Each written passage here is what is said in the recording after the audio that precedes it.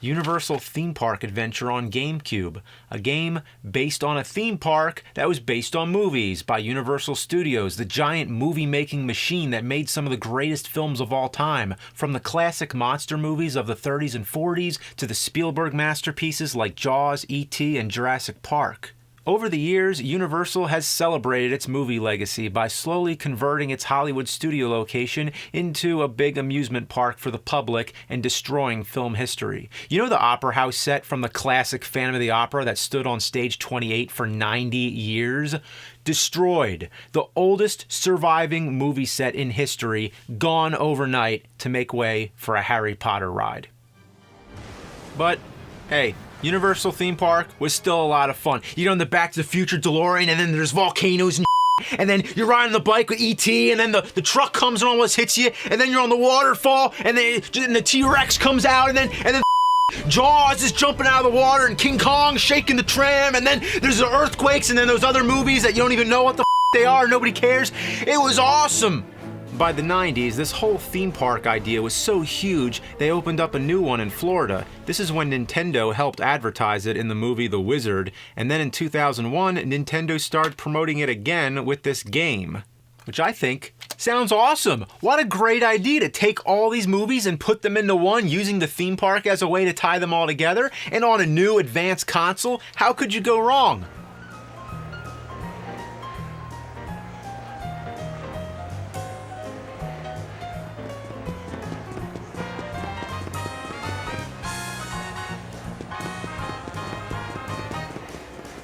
Is this?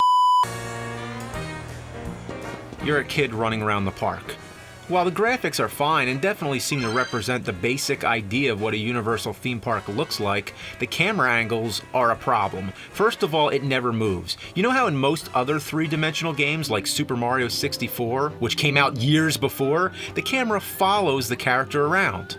Here, the camera is in a fixed position and only switches to another angle when you reach a certain point on the screen. So you might have to run far into the distant background or all the way up into the foreground without even knowing what's ahead of you.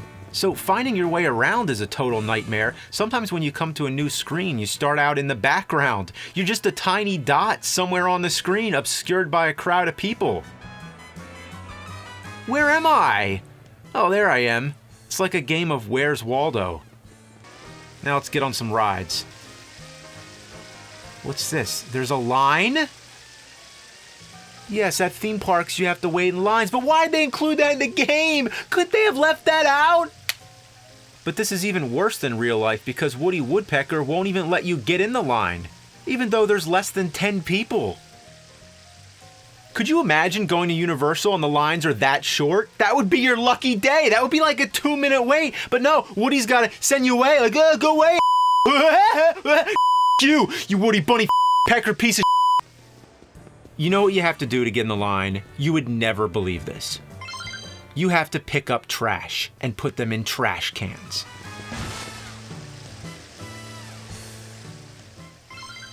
Has anyone ever had to pick up trash at Universal to get on the rides? What kind of idiotic idea is this? First of all, finding the trash is a hassle because of the fixed camera positions. The trash might be as small as a tiny speck on the ground. Then finding the trash cans you'd think would be easy, but they're rare to come by. If a real Universal theme park had as few trash cans as in this game, then they actually would have this much garbage lying around. The worst thing of all, whenever you pick up a piece of trash, it's only 10 points. But to get on a single ride, you might need more than 2,000 points. So you're gonna have to pick up a lot of trash. I want to see Jaws, Jurassic Park. You have access to all these major franchises, but instead they just send the gamer around collecting trash? What were they thinking? They should have called the game Universal Theme Park Janitor. Yeah, great idea. Right up there with Super Plumber Mario Toilet Cleaner. This kid isn't even an employee of the park. Why would he have to pick up all this trash? Poor kid. Imagine all the stuff he has to handle. Fries that have been stepped in, wrappers that are covered in ants, paper bags that are filled with vomited cotton candy. Ugh. Maybe he didn't buy a ticket or something. Maybe the park has a special deal with him like, okay kid, we'll let you on the rides for free, but you gotta help us clean up all this trash. You can also get points from shaking hands with costumed characters like Creature from the Black Lagoon and E.T. Dude, I shook hands with E.T. I mean, come on. So you get all this trash, throw them in the trash can, get enough points, and then guess what? You still can't get on the rides because you have to cash the points in at the store and buy a hat. Remember that time you went to Universal? They wouldn't let you on the rides unless you wear a stupid and each ride has its own special hat. How do all those other people get in the line? I don't see them wearing hats. At last, let's talk about the rides. They're just little mini games that end quicker than an actual Universal ride. Back to the Future, you're just flying around in a DeLorean through prehistoric times trying to stop Biff, who's also in a DeLorean. Jaws, you're on a boat trying to throw things at the shark. Surprisingly, the camera actually moves, but you still have no control over it. It takes forever to aim, and the shark moves way faster than you, so chances of hitting it are slim. You have as much luck trying to time onto a passing car. Believe it or not, this game actually makes the NES version of Jaws seem excellent. Jurassic Park, this is just a simple rail shooter. Move the crosshairs and shoot the dinosaurs. This may have worked as an arcade game that you drop a few quarters in, not something you'd sit and play at home. Like an arcade game, it's over just as fast, although much more expensive than 75 cents. E.T., yes, the dreaded E.T., made almost 20 years after the so-called worst game of all time on the Atari 2600. But would you believe, you not, this version is far worse. The control is so bad, all you do is fall, fall, and fall. I can't figure out these controls. It makes me look like an idiot, but I swear, I'm really trying. Imagine playing Excitebike blindfolded, with the controller upside down coated in rubber cement while seated on a wild bull. And just when you start to get the hang of it, the game ends. Waterworld. Gotta include Waterworld whenever you're talking about great Universal classics. This one isn't even a game at all. It's just a virtual recreation of the Waterworld stunt show attraction at Universal Hollywood, which is a great stunt show, far better than the actual movie. So, for those of you who didn't get to see it live, here you can witness the finale when they crash the plane into the water, splashing the front rows to an ecstatic, screaming crowd of nobody. Must be a slow day at Universal. Then there's Backdraft, which is surprisingly the longest of all the games and probably the best, or should I say the least worst. I feel bad for this young kid who has to put out fires without even wearing any protective gear. As always, you have no control over the camera and may not even see a fire until you run smack into it. The fatal flaw that destroys this almost playable game is the confusing controls. Every time you step into another room or the camera angle changes, the joystick becomes reversed, so you have to reorient yourself and figure out the controls again. It's a mess. And if it seems like I breezed through these really quickly, that's because they're over real quickly. There's nothing more to say. That's all, folks. They're mini-games, sub-games, an afterthought to the main game, which is just going around collecting garbage. A metaphor of my life. You'd think they would have made the rides the main part of the game, but instead they focused on the whole mission of trying to get on the rides. Which is very accurate to how the park is in real life. You ever been to Universal? All you do is stand in lines all day, and every once in a while you get on the ride. So this captures that experience perfectly. A virtual simulation of a day at Universal, with long hours of tedium with short bursts of excitement. Except if you're collecting trash the whole time. I should also mention that the main goal of the entire game is to collect stamps. Yeah, apparently there's a big stamp collecting contest going on at Universal, so every time you finish one of the rides, they give you a stamp. So shooting at dinosaurs, flying around a DeLorean, throwing barrels at sharks, all that is just about winning a stamp collecting contest. If I went on a ride at Universal and they gave me a stamp, I'd be like, what the hell is this? I'll tell you, that's one time at Universal when you'd see me throw something in the trash can, or better yet, I used a stamp on an envelope that I'd send a letter to the game developers asking them how the did you take so many popular franchises and them up so bad? Even LJN, when they up Jaws and Back to the Future, it was one at a time. Not all at once, and that was NES. This is GameCube. I thought by now games this horrible would be extinct. I didn't even know it was possible to make something so rancid. I guess we'll just leave it at, it was a poor excuse of a game, just a exploitation to promote the theme park. But it even fails at that. It's the worst promotion of all time. Have you ever seen the Universal theme park TV commercials? They were never like, visit Universal Studios theme park, experience the thrill, ride the movies, pick up trash, the only theme park on earth where you get to clean up after everybody else. Nothing gets you closer to the movies than wearing funny hats and collecting stamps. Book your trip now. But seriously, the park's dirty. We need someone to clean it. Well, only one more present left. You want to take a peek? Yeah, let's take a peek.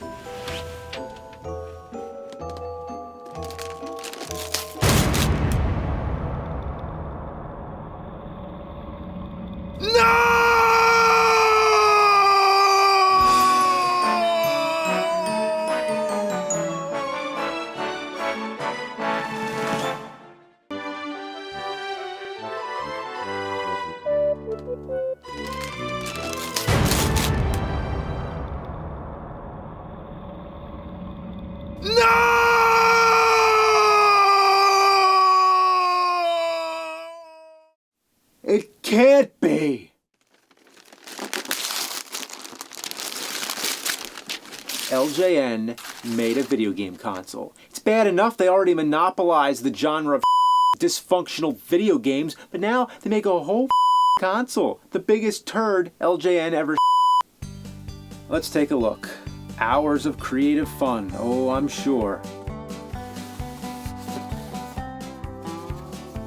Do I really have to play this thing? I'd rather analyze the styrofoam that came with it. It's far more exciting. See that right there? Maybe somebody's cat stepped on it. See all the scuff marks? I wonder what that's all from. It's like an archaeological record. It's like styrofoam keeps a fingerprint of the past. It's interesting.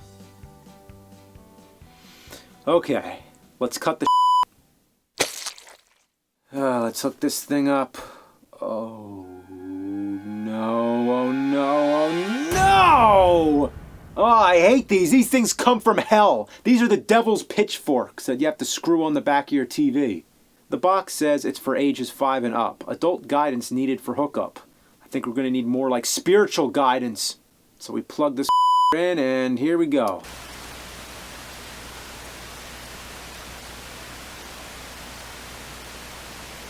Well, you have to admit, sure has a killer soundtrack. Yeah, next time you're having a conversation about best video game soundtracks, Mega Man, Castlevania, no, tell them about LJN video art. I can see it right now like, how does that one go? I don't remember that. Oh, it goes like... The game has no sound. This is a unique specimen, not because it doesn't have sound, but because it outputs white noise. So technically it does have sound, but it's static. This kind of is the reason the mute button was invented. Yeah, so turn the sound off, put on some Witchfinder General, and while you're at it, put on a different game. If you turn on the console without a game cartridge in it, you get a blank screen that you can doodle on. The console comes packaged with one cartridge. If you put that in, you get a bunch of pre-done drawings that you can mess with. The joystick moves the cursor about. To draw, or should I say to scribble around like a blind Golden Lion Tamarin on speed, you hold down the button. This presses the pen down, so to say. The joystick is already overly sensitive. One slight move and your cursor flies all over the place. Having to press down on the joystick at the same time as you're trying to move it only adds to the frustration. Why could there be a separate button, like Atari 2600? There are 2 other buttons on the controller, but they're for locking the verticals and horizontals so you can draw a straight line. Maybe we can get some lasers coming out of the parrot's eyes. Yeah, that's my best. The diagonals are the biggest problem. I just want to see if I can draw a circle. Ah! Oh, man.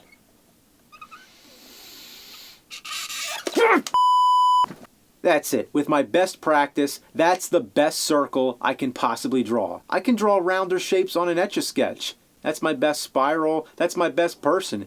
I'm not joking around. The controls are so bad, that's the best I can do. Look at the family on the box. What could they possibly be so overjoyed about? Look, look, Mom, yay, I drew a line! Ugh. Can you even tell what I'm trying to do here? I'm trying to give the panda a bottle of beer. I can't even make a visual joke here. This game gives me nothing to work with. Let's try to color in the nose. I can't even land the cursor inside the nose. And when you're pressing down and rocking the joystick around like this, it squeaks.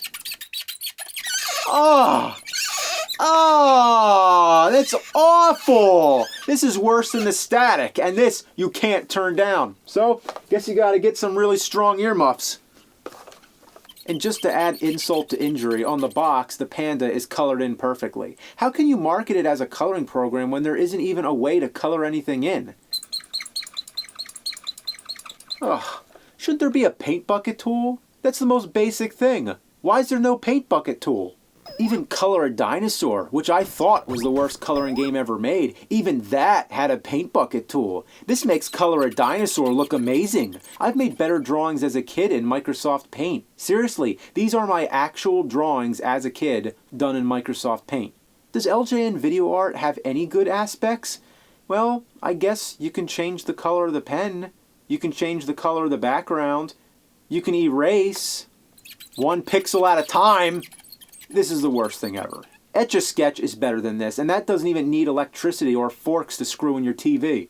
You can give it the benefit of it being 1987 and one of the first of its kind. Later, there were games like Art Alive on the Sega Genesis, which was pretty cool, and Wacky Worlds Creativity Studio, which came with a mouse. But the one I have the most fond memories of is Mario Paint on Super NES. You can draw either freestyle or with a coloring book, with plenty of different pens, brushes, colors, and patterns to work with. But it wasn't just about what you can do, but more about the overall presentation of it. For example, they give you so many creative ways to erase the drawing.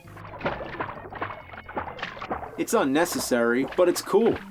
Even the save feature, which takes an insane amount of time just to save one drawing, is still cool, because you get that catchy beat to make the time fly by.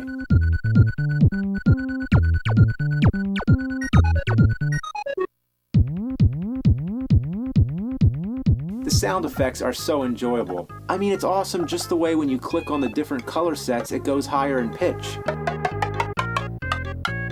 You can do simple animation, make music, even play a fly swatter game, and with the Super NES mouse, this was a fun experience. You can even mess around with the title screen. Looking back, it's not a very useful program. You can't do a whole lot with it compared to computer programs today, but what made it great was the presentation. It made doing the most simple tasks a lot of fun.